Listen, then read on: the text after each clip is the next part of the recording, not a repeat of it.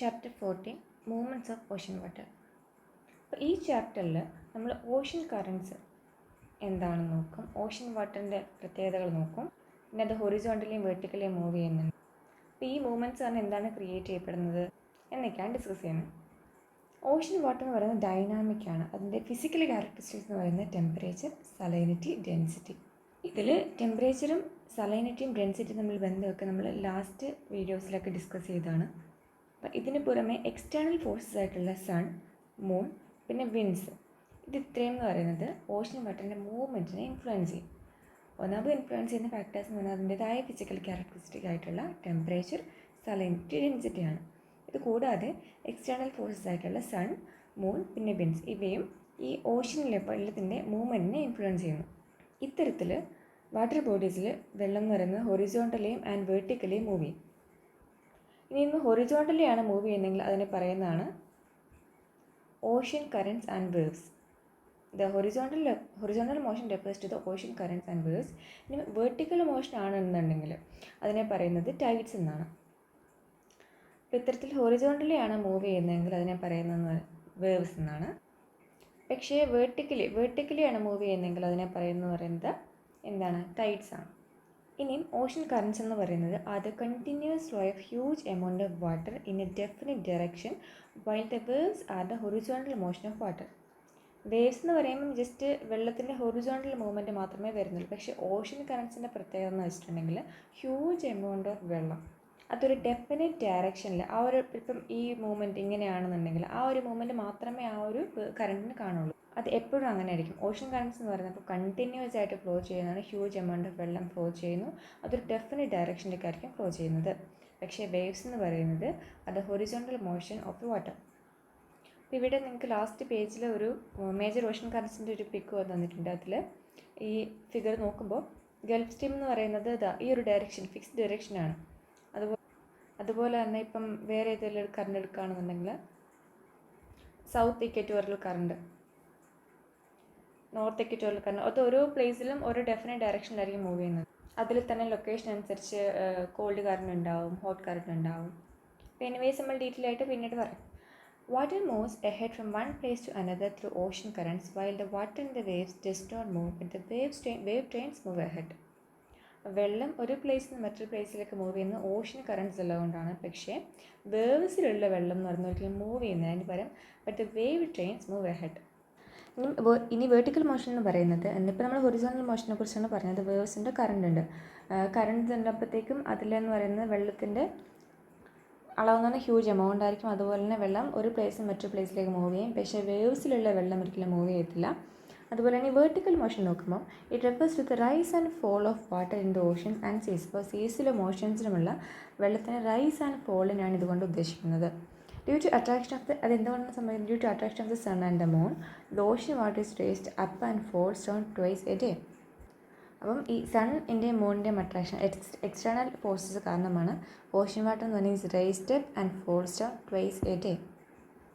സണ്ണിൻ്റെയും മൂണിൻ്റെയും എഫക്റ്റ് കൊണ്ട് ശരിക്കും എന്താണ് ഹൈ ടൈഡും ലോ ടൈഡും ഉണ്ടാവും. ഹൈ ടൈഡ് ഉണ്ടാകുമ്പം ഇത്ര നോർമൽ ലെവൽ എന്നുണ്ടെങ്കിൽ ഹൈ ടൈഡ് ഉണ്ടാകുമ്പോഴത്തേക്കും വെള്ളത്തിൻ്റെ ലെവൽ എന്ന് പറയുന്നത് മുകളിലേക്ക് കൂടുകയായിരിക്കും. ലോ ടൈഡിൽ ഫോൾസ് ഡൗൺ. അപ്പോൾ ഇതിലെന്താണ് വേർട്ടിക്കലിയാണ് മൂവ് ചെയ്യുന്നത്. ഇതിൽ ഇൻഫ്ലുവൻസ് ചെയ്യുന്നത് പറഞ്ഞാൽ സണ്ണും മൂണുമാണ്. The upwelling of cold water from surface and the sinking of surface water are also forms of the vertical motions of ocean water. ഇനിയും സബ്സർഫസിൽ ഏറ്റവും സർഫസിൽ എന്ന് പറയുന്നത് ചൂടുള്ള വെള്ളമായിരിക്കും. കാരണം അവിടേക്കാണ് ഡയറക്റ്റ് ആയിട്ട് സൺറൈസ് കിട്ടുന്നത്. ആസ് എ റിസൾട്ട് ആ ഒരു ഏറ്റവും സർഫസിൽ എന്ന് പറയുന്നത് ചൂടുവെള്ളമായിരിക്കും. ആൻഡ് ഇച്ചിരി താഴത്തേക്ക് പോകുമ്പോഴത്തേക്കും നല്ല തണുത്ത വെള്ളമായിരിക്കും നമ്മൾ പറഞ്ഞിട്ടുണ്ടായിരുന്നു. അപ്പം ഇത്തരത്തിൽ സബ് സർഫസിൽ നിന്നുള്ള തണുത്ത വെള്ളം മുകളിലേക്ക് അപ്വെൽ ചെയ്ത് വരുന്നത്, മുകളിലേക്ക് റൈസ് ചെയ്ത് വരുന്നതും അതുപോലെ തന്നെ സർഫസ് വാട്ടർ താഴേക്ക് സിങ്ക് ചെയ്ത് പോകുന്നതെന്ന് പറയുന്നത് വെർട്ടിക്കൽ മോഷൻ്റെ വേറെ ടൈപ്പ് വെർട്ടിക്കൽ മോഷനാണ്. ഇനി വേവ്സ് നോക്കാം. നമ്മൾ പറഞ്ഞു വേവ്സിൽ വെള്ളം ഒരിക്കലും മൂവ് ചെയ്യുന്നില്ല എന്ന് പറഞ്ഞു. അതായത് ഹൊറിസോണ്ടലിൽ മൂവ് ചെയ്യുമ്പോഴത്തേക്കും വെള്ളം ഒരു പ്ലേസിൽ നിന്ന് മറ്റൊരു പ്ലേസിലേക്ക് പോകുന്നില്ല. അതെവിടെയാണ് പോകുന്നത്? Water moves ahead from one place to another through ocean currents, while the water in the waves does not move, but the wave trains move ahead. ഇപ്പോൾ വേവ്സ് എന്ന് പറയുന്നത് actually the energy not the water as such which moves across the ocean surface.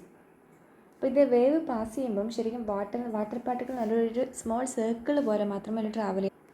അപ്പോൾ ഇത്തരത്തിൽ വെള്ളം എന്ന് പറയുന്ന ഒരു വെള്ളത്തിൻ്റെ പാർട്ടിക്കിൾ എന്ന് പറയുന്നത് വാട്ടർ മോളിക്യൂൾസ് എന്ന് പറയുന്നത് ശരിക്കും ഒരു സർക്കുലർ ഇതിൽ മാത്രമേ മൂവ് ചെയ്യുന്നുള്ളൂ.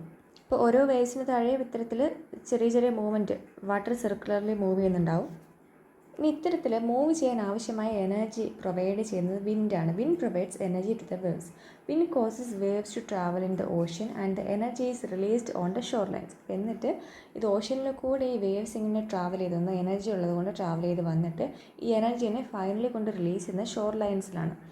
The motion of the surface water seldom affects stagnant deep bottom water of the oceans.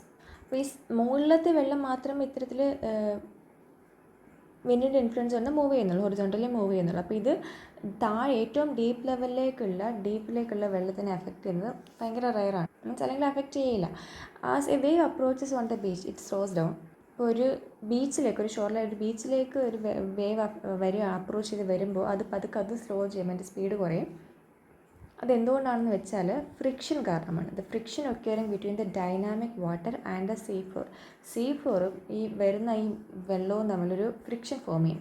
അതുകൊണ്ടാണ് ബീച്ചിലേക്ക് വരുമ്പോൾ അതിൻ്റെ സ്പീഡെന്ന് പറയുന്നത് കുറയുന്നത്. And when the depth of the water is less than half the wave length of the വേവിൻ്റെ wave ലെങ്ത്തിൻ്റെ ഹാഫാണ് അവിടെയുള്ള ഡെപ്ത് എന്ന് വെച്ചോ. അപ്പോൾ എന്ത് ചെയ്യും? വേവ് ബ്രേക്ക് ചെയ്യും.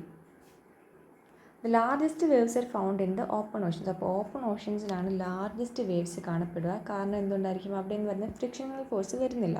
സർഫസുമായിട്ടുള്ള അല്ലെങ്കിൽ ലാൻഡുമായിട്ടുള്ള ഫ്രിക്ഷണൽ ഫോഴ്സ് ഓപ്പൺ ഓഷ്യൻസിൽ കാണപ്പെടുന്നില്ലാത്തതുകൊണ്ട് തന്നെ ലാർജസ്റ്റ് വേവ്സ് വന്ന് ഓപ്പൺ ഓഷ്യൻസിലായിരിക്കും കാണപ്പെടുക. Waves continue to grow larger as they move and absorb energy from the wind. വിൻഡിൽ നിന്ന് ഇങ്ങനെ എനർജി അബ്സോർബ് ചെയ്തുകൊണ്ട് ഇരിക്കുകയാണെങ്കിൽ എന്ത് ചെയ്യും? ഇതെന്ന് പറയുന്നത് ലാർജറായിട്ട് ഗ്രോ ചെയ്തുകൊണ്ടിരിക്കും വേവ്സ്.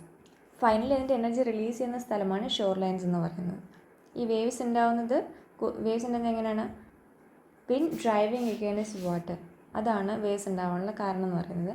പിന്നെ breeze of 2 knots or less blows over a calm water, small ripples form and grows as the wind speed increases until white caps appear in the breaking waves.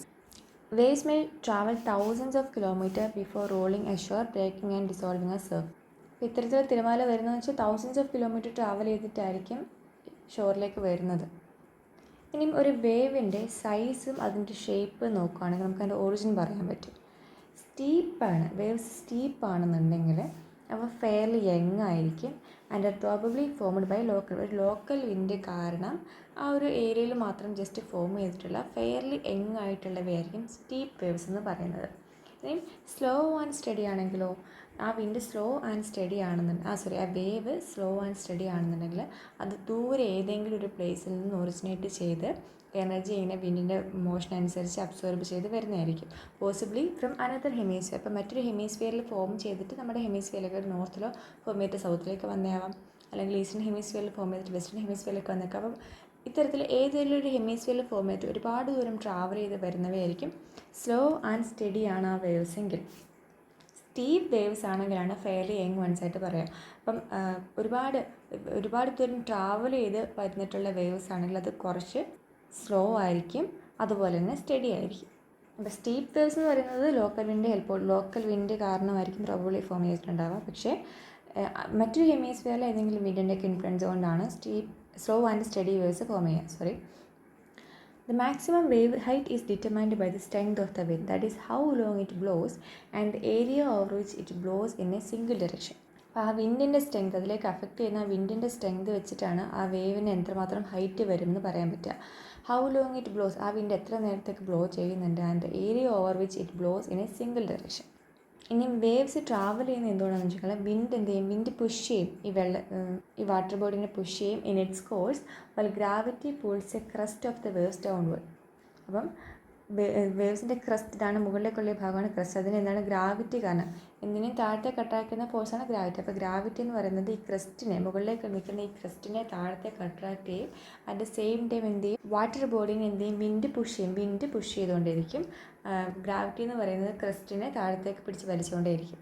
അപ്പോൾ ഈ ക്രസ്റ്റ് എന്നുള്ളതാണ് താഴത്തേക്ക് വരുന്ന crest എന്ന് താഴത്തേക്ക് വരുമ്പോൾ അതിന് മുൻപ് ഉണ്ടായിരുന്ന ട്രഫ്, ഇതാണ് അതിന് മുൻപുണ്ടായിരുന്ന ട്രഫ്, ഇതൊരു മുമ്പുണ്ടായിരുന്ന വേവ്, പുതിയതായിട്ട് ഫോം ചെയ്യുന്ന വേവാണ് ഇതെന്ന് വെച്ചോ. അപ്പോൾ ഈ ഫോളിങ് വാട്ടർ എന്ത് ചെയ്യുന്നു വെച്ചാൽ ഈ പോയിട്ട് മുമ്പത്തെ ട്രഫിനെ എന്താണ് പതുക്കെ മുകളിലേക്ക് പുഷ് ചെയ്യും, ഇതിനെ മുകളിലേക്ക് പുഷ് ചെയ്യും, അതിൻ്റെ ബലമായിട്ട് അത് മുകളിലേക്ക് റൈസ് ചെയ്യും. The falling water pushes the former troughs upward and the waves move to a new position. അപ്പോൾ ഇവിടുന്ന് ഇങ്ങനെ ഈ ട്രഫിനെ പുഷ് ചെയ്തിട്ട് ഇതെന്ന് പറയുന്നത് അതിൻ്റെ പൊസിഷൻ മാറ്റിയിട്ട് ഈ ഒരു ഇതിലേക്കാവും. അപ്പോൾ എന്നിട്ട് പുതിയൊരു ക്രസ്റ്റ് അവിടെ ഫോം ചെയ്യും. ഈ പ്രോസസ്സ് കണ്ടിന്യൂ ചെയ്യുന്നുണ്ടെങ്കിൽ ഇപ്പോൾ ക്രസ്റ്റിനെ താഴത്തേക്ക് ഗ്രാവിറ്റി കാരണം താഴത്തേക്ക് വലിക്കുന്നു, അത് പോയിട്ട് മുൻപുണ്ടായിരുന്ന ഏതാണോ ട്രഫ് അതിനെ പോയിട്ട് പുഷ് ചെയ്യുന്നു മുകളിലേക്ക്, എന്നിട്ട് എന്ത് ചെയ്യും, ഇത് പിന്നെ മുകളിലേക്ക് റൈസ് ചെയ്യുന്നു, വേവ് എന്ന് പറയുന്നൊരു പുതിയ ഫോമിലേക്ക് മാറുന്നു. ഇത്തരത്തിൽ ഇങ്ങനെ പോകുന്നു, ഇങ്ങനെ ഈ മൂവ്മെൻറ്റാണ് സംഭവിക്കുക. അപ്പോൾ വെള്ളത്തിൻ്റെ മൂവ്മെൻറ്റ് എന്ന് പറയുന്നത് എപ്പോഴും എന്താണ്, ഒരു സർക്കുലർ മൂവ്മെൻറ്റ് മാത്രമാണ്. ഈ വേവ്സിൻ്റെ അടിയിൽ വെള്ളം എന്ന് പറയുന്നത് സർക്കുലറിൽ മാത്രമാണ് ആക്ച്വലി മൂവ് ചെയ്യുന്നത്. It indicates that the things are carried up and forward as the wave approaches and down and back as it passes. അപ്പോൾ ഒരു തീരത്തേക്ക് അപ്രോച്ച് ചെയ്യുന്നതിനനുസരിച്ച് എന്താണ്, അതിൻ്റെ കൂടെ എന്താണ് കുറച്ച് സാധനങ്ങൾ എന്തെങ്കിലും ഉണ്ടെങ്കിൽ ഈ സർക്കുലർ മൂവ്മെൻറ്റ് കാരണം ഇങ്ങോട്ട് കൊണ്ടുവരും. എന്നിട്ട് തിരിച്ച് പോകുമ്പോഴത്തേക്ക് ഇതേ സർക്കുലർ മൂവ്മെൻറ്റ് ഉള്ളതുകൊണ്ട് തന്നെ ഇങ്ങോട്ട് തിരിച്ചായിരിക്കും സർക്കുലർ മൂവ്മെൻറ്റ് വരിക. അപ്പോൾ എന്ത് ചെയ്യും, അപ്പോൾ തീരത്തുള്ള എന്തെങ്കിലും ഉണ്ടെങ്കിൽ അതിനെ തിരിച്ച് കൊണ്ടുപോവുകയും ചെയ്യും. ഇനി വേവ്സിൻ്റെ കുറച്ച് ക്യാരക്ടറിസ്റ്റിക്സ് നമുക്ക് നോക്കാം. ആദ്യത് വേവ് ക്രസ്റ്റ് ആൻഡ് ട്രഫ്. നമ്മൾ പറഞ്ഞു ഇതാണ് ഒരു വേവ് എങ്കിൽ അതിൻ്റെ ക്രസ്റ്റ് എന്ന് പറയുന്നത് മുകളിലത്തെ ഈ ഒരു പോർഷൻ ആയിരിക്കും, അതിൻ്റെ ട്രഫ് എന്ന് പറയുന്നത് താഴത്തെ പോർഷൻ ആയിരിക്കും. The highest and the lowest points of a wave are called crest and trough respectively. അപ്പോൾ ഹയസ്റ്റ് പോയിൻ്റ് എന്ന് പറയുന്നത് ക്രസ്റ്റ് ആയിരിക്കും, ലോവസ്റ്റ് പോയിൻ്റ് എന്ന് പറയുന്നത് ട്രഫ് ആയിരിക്കും. അപ്പോൾ അതിൻ്റെ ഹയസ്റ്റ് പോയിൻ്റ് എന്ന് പറയുന്നത് ഇതാണ് ക്രസ്റ്റാണ്, അതിൻ്റെ ലോവസ്റ്റ് പോയിൻ്റ് എന്ന് പറയുന്നത് ട്രഫാണ്. നെക്സ്റ്റ് വേവ് ഹൈറ്റ് ആണ്. It's a vertical distance from the bottom of a trough to the top of a crest of a wave. നമ്മൾ ലോവസ്റ്റ് പോയിൻറ്റും ഹയസ്റ്റ് പോയിൻറ്റും പറഞ്ഞു. പിന്നെ ഇതിനിടയ്ക്കുള്ള ആ ഡിസ്റ്റൻസാണ്, ഇതിനിടയ്ക്കുള്ള ഡിസ്റ്റൻസ് ക്രസ്റ്റിനും ട്രഫിനും ഇടയ്ക്കുള്ള ആ ഒരു ഡിസ്റ്റൻസിന് പറയുന്ന പേരാണ് വേവ് ഹൈറ്റ് എന്ന് പറയുന്നത്. അതായത് ലോവസ്റ്റ് പോയിൻറ്റിനും ഹയസ്റ്റ് പോയിൻറ്റിലേക്കുള്ള ആ ഒരു ദൂരമാണ് വേവ് ഹൈറ്റ് എന്ന് പറയുന്നത്. It's a vertical distance from bottom of a trough to the top of a crest of a wave. Next wave ആംപ്ലിറ്റ്യൂഡാണ്. അതെന്ന് പറഞ്ഞാൽ വേവ് ഹൈറ്റ് എത്രയാണോ അതിൻ്റെ 1/2 ആയിരിക്കും വേവ് ആംപ്ലിറ്റ്യൂഡ് എന്ന് പറയുന്നത്. അപ്പോൾ വേവ് ഹൈറ്റിൻ്റെ 1/2 ആയിരിക്കും, അല്ലെങ്കിൽ ഹാഫ് ആയിരിക്കും ആംപ്ലിറ്റ്യൂഡ് എന്ന് പറയുന്നത്. അതായത് നമ്മൾ നോർമൽ എടുക്കുകയാണെന്നുണ്ടെങ്കിൽ അതിൻ്റെ എന്താണ് ട്രഫിലേക്കുള്ള ഡിസ്റ്റൻസ് ആയിട്ട് നമുക്ക് പറയാം, ഹൈറ്റിൻ്റെ ഹാഫ് ആയിരിക്കുമല്ലോ. അതുപോലെ തന്നെ ക്രസ്റ്റിൻ്റെ ഇതായിട്ടും പറയാം നമുക്ക്. നമ്മൾ ഈ വേവ് എടുക്കുകയാണെങ്കിൽ അതിൻ്റെ വേവ് ഹൈറ്റ് എന്ന് പറഞ്ഞാൽ മൊത്തം ഇത്രയുമാണ്, അതിൻ്റെ 1/2 ആണെന്ന് വെച്ചാൽ ഹയസ്റ്റ് പോയിന്റിൽ നിന്നും ക്രസ്റ്റ് വെച്ചാണ് പറയുന്നതെങ്കിൽ ഈ ഡിസ്റ്റൻസാണ് അതിൻ്റെ വേവ് ആംപ്ലിറ്റ്യൂഡ് എന്ന് പറയുന്നത്. ട്രഫ് വെച്ചാൽ പറയുന്നതെങ്കിൽ ഈ ഒരു ഗ്യാപ്പാണ് അതിൻ്റെ ആംപ്ലിറ്റ്യൂഡ് എന്ന് പറയുന്നത്. നെക്സ്റ്റ് വേവ് പീരീഡ് ആണ്. It is merely the time interval between 2 successive wave crest or tough as A pass A fixed point. അപ്പോൾ വേവ് പീരീഡിൽ നിന്ന് ടൈം ഇൻ്റർവൽ മാത്രമാണ് between 2 successive wave crest or tough. 2 successive wave crest, ഒന്നുകിൽ 2 ക്രസ്റ്റിനിടയ്ക്കുള്ളതാകും അല്ലെങ്കിൽ 2 ടഫിനിടയ്ക്കുള്ളതാകും. അത് pass ചെയ്യുമ്പോൾ എടുക്കുന്ന അതിനിടയ്ക്കുള്ള time ഇൻ്റർവെലിനെ പറയുന്ന പേരാണ് വേവ് പീരീഡ് എന്ന് പറയുന്നത്. നെക്സ്റ്റ് വേവ് ലെങ്ത് ആണ്. It is the horizontal distance between 2 successive crest. 2 ക്രസ്റ്റിനിടയ്ക്കുള്ള വേവ് ലെങ്ത് ആണ് ഉദ്ദേശിക്കുന്നത്. 2 ക്രസ്റ്റിനിടയ്ക്കുള്ള ഹൊറിസോണ്ടൽ ഡിസ്റ്റൻസിനെയാണ് ശരിക്കും വേവ് ലെങ്ത് എന്ന് പറയാം. ആ ഒരു വേവിന് എത്ര നീളമുണ്ട്. നമ്മൾ മുകളിൽ നിന്ന് കാണുമ്പോൾ ക്രസ്റ്റാണ് കാണുന്നത്, അപ്പോൾ ആ 2 ക്രസ്റ്റുകളുടെ ഇടയ്ക്കുള്ള നീളത്തിനെ വെച്ചിട്ട് നമ്മൾ ആ വേവിൻ്റെ ലെങ്ത് പറയുക. അപ്പം ഈ ഒരു ക്രസ്റ്റും ഈ ഒരു ക്രസ്റ്റ് വരെ എന്താണ് ആ ഒരു വേവിൻ്റെ നീളമുണ്ട് നമുക്ക് വേവ് ലെങ്ത് എന്ന് നമുക്ക് അങ്ങനെ മനസ്സിലാക്കി വെക്കാം. സോ വേവ് ലെങ്ത് എന്ന് പറഞ്ഞാൽ ഹൊറിസോണ്ടൽ ഡിസ്റ്റൻസ് ആണ് between 2 successive crest. Next wave സ്പീഡാണ്. It is a rate at which the wave moves to water and it is measured in knots. അപ്പോൾ വേവ് സ്പീഡ് മെഷർ ചെയ്യുന്നത് നോട്ട്സ് എന്ന യൂണിറ്റിലാണ്. ഇനിയും അതെന്ന് പറയുന്നത് എന്താണ്, the rate at which the wave moves to the water. വെള്ളത്തിലൂടെ wave move ചെയ്യുന്ന ആ ഒരു റേറ്റിനെ പറയുന്ന പേരാണ് അതിൻ്റെ വേവ് സ്പീഡ് എന്ന് പറയുന്നത്. അത് മെഷർ ചെയ്യുന്നത് നോട്ട്സിലാണ്. Next wave frequency. It's number of waves passing a given point during 1 second time interval. ഒരു സെക്കൻഡ് ടൈം ഇൻ്റർവെല്ലിൽ ഒരു ഗിവൺ പോയിൻറ്റിലൂടെ പാസ് ചെയ്യുന്ന എത്രമാത്രം വേവ്സ് അതിലൂടെ പാസ് ചെയ്യുന്നുണ്ട്, അതാണ് വേവിൻ്റെ ഫ്രീക്വൻസി എന്ന് പറയുന്നത്. It's A number of waves, എത്രമാത്രം വേവ്സ് ഒരു ഗിവൺ പോയിൻറ്റിലൂടെ ഒരു സെക്കൻഡ് കൊണ്ട് പാസ് ചെയ്യുന്നുണ്ട് എന്നുള്ളതാണ് വേവ് ഫ്രീക്വൻസി എന്ന് പറയുന്നത്. നമുക്ക് നെക്സ്റ്റ് വീഡിയോയിൽ ടൈഡ്സ് ഡിസ്കസ് ചെയ്യാം.